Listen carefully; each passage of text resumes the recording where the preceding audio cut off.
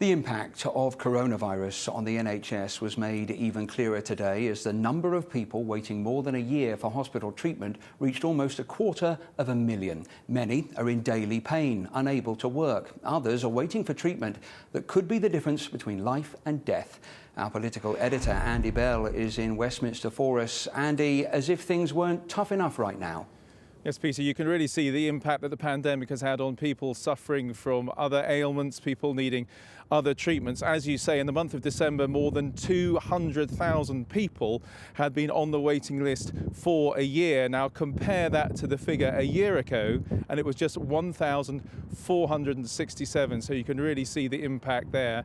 And in all, it's thought 4.5 million people are currently on waiting lists for medical treatment. And Andy, this comes as the government announces big reform plans for the NHS. What are they? Well, in many ways, they're rolling back reforms that were made 10 years ago by a Conservative-led government. But Matt Hancock, the Health Secretary, says the pandemic has shown new ways that the health service can work together. Also, he says it's pointed up the urgency of tackling preventable conditions such as obesity. And he says when it comes to these reforms, there's no better time than now.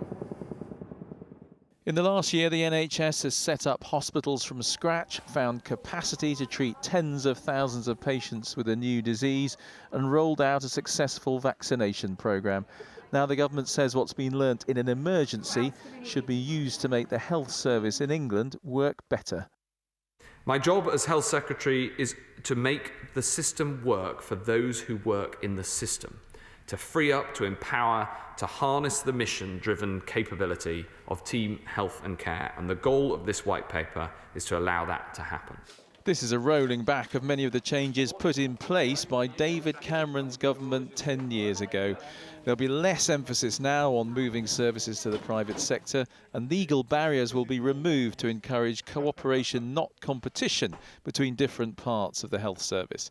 And people often have complex conditions, they have a number of different appointments, and when they're trying to look after themselves at home, they have lots of people coming into their home and they want their care to be better coordinated so they know who to contact and only have one point which they need to do that. The opposition wonder if this is the right time for a big reorganisation, one which also gives the Secretary of State more power.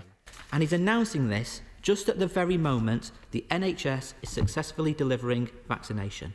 In striking contrast to delivery of test and trace to PPE early on, where he was responsible. And the big hole in all this that many are pointing to is adult social care. As long as people can't be discharged from hospital into care, plans to free up the system will remain blocked.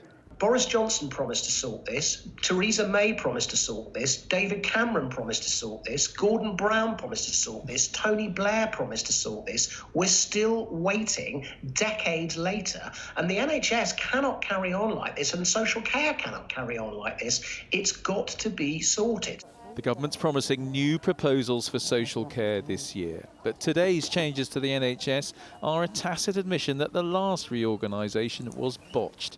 The government can't afford another one. Andy Bell, 5 News.